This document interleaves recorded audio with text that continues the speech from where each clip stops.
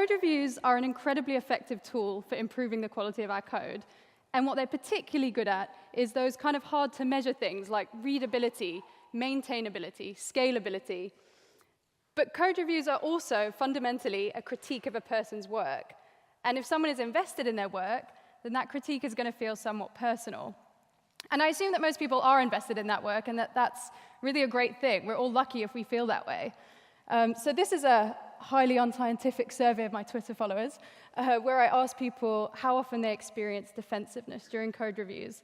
And really the takeaway message here is just that almost no one never experiences defensiveness.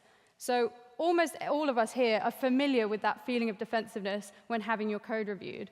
And we've all almost certainly witnessed that defensiveness in other people as well. But not all code review comments are created equal. So I find it helpful to think of them along these two axes. Along the horizontal axis, I've got low reward to high reward. In other words, what is the importance of making the comment that you're going to make? And on the vertical axis here, I've put low conflict to high conflict. Or another way of thinking of this is how defensive might the author feel when receiving this comment.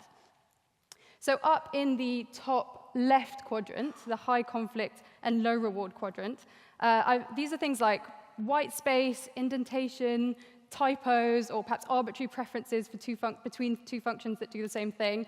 These are things which an author might perceive as pedantic.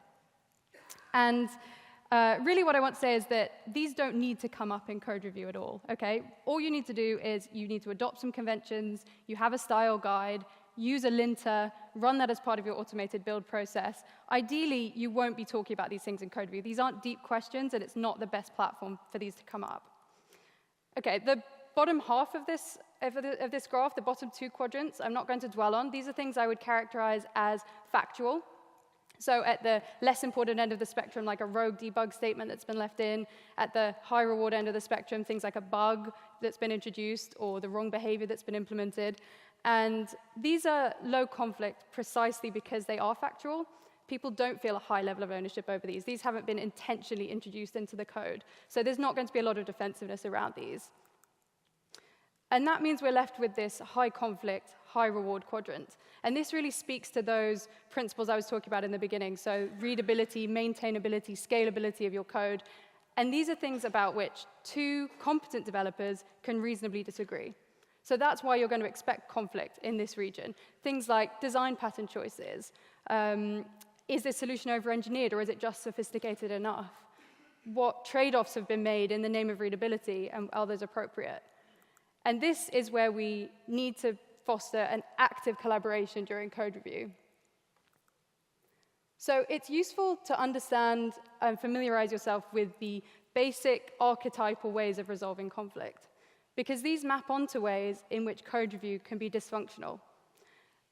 If you know somebody who is very reluctant to engage in the code review process at all, perhaps reluctant to put their code up for review, or if code reviews are getting approved with absolutely no comments on them, perhaps code review feels more like a formality, then you might be witnessing an avoidant or a yielding approach to conflict. At the other end of the spectrum, we know that code reviews can become a forum for competition. So perhaps an opportunity for one person to try and demonstrate how much smarter they are than everyone else. And over in the top right quadrant here, we have the collaborative approach. And that's what we want, right? So conflict really is just disagreement. And collaborating over disagreement is very productive. So we want active participation from all parties. How do we get people there? Well, some of those yielding and avoidant types might need their confidence raising. And people on the left side of this graph will need their defensiveness lowering. Bearing in mind those two basic principles of lowering defensiveness and raising confidence, as an organization, we can try and foster a sense of collective ownership. So, like I said, if you're invested in your work, that's a really positive thing. That's great. We don't want to reduce that feeling. But we can depersonalize that ownership by making it a collective team ownership. Pair programming is obviously a great strategy we have for this. But a simpler one is also just discussing tasks prior to implementing them. So even if one person is going to go ahead and sit down and write the code, discussing tasks before they get to that stage means that everyone is collaborating from the get-go. Make sure you don't silo code bases. Move developers around between code bases so that everyone has a feeling of collective ownership, and that code is going to be broadly more consistent. Everyone's going to be more on the same page to begin with. Make sure everybody engages in code review. Everybody should review. Junior developers can review senior developers' code, and all code should be reviewed. So code review should never be about singling people out. As a reviewer, one helpful technique is to think of code as being graded like a school assignment. So if you get a C grade code, you can help bring that up to like a B or a B+. But trying to drag a D grade right to an A is likely going to be a very demoralizing experience for the author. It's going to be painful all around. We have other techniques, mentoring, pair programming, training, for improving people's coding abilities. Being deluged with comments on a code review is not going to be an effective training mechanism. The language you use can be really, really helpful, and there's some very simple tricks you can use. So avoid the word you.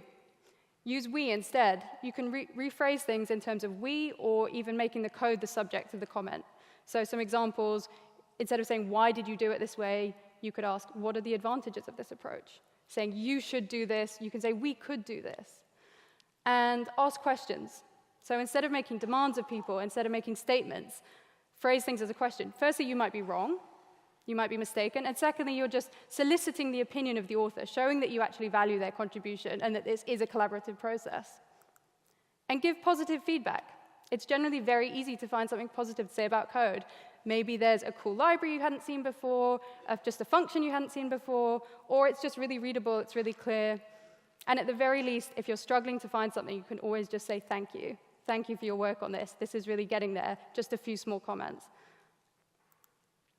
As an author, what can you do?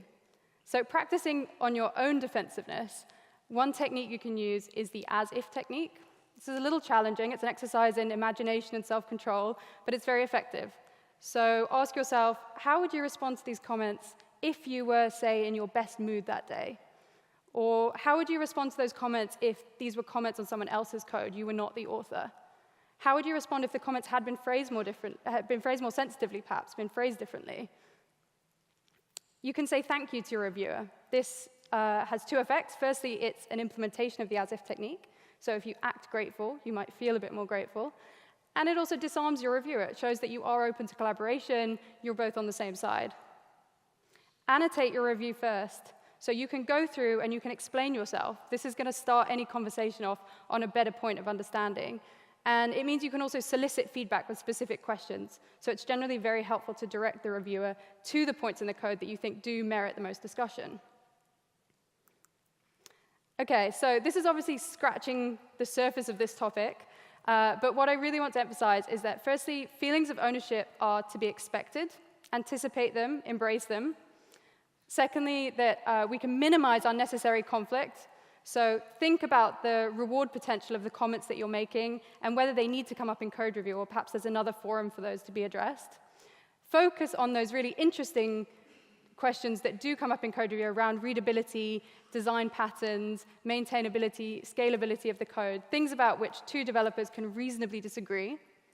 And nudge everyone towards collaboration by bearing in mind those two golden rules of reducing defensiveness and raising confidence. So if you're interested in this subject further, I do have a blog post out on this. You can find it at my website. I also have a longer form of this talk, which is up on YouTube, also linked from my website and from my Twitter as well. And finally, please do come along to my office hour and chat to me about this further. Thanks.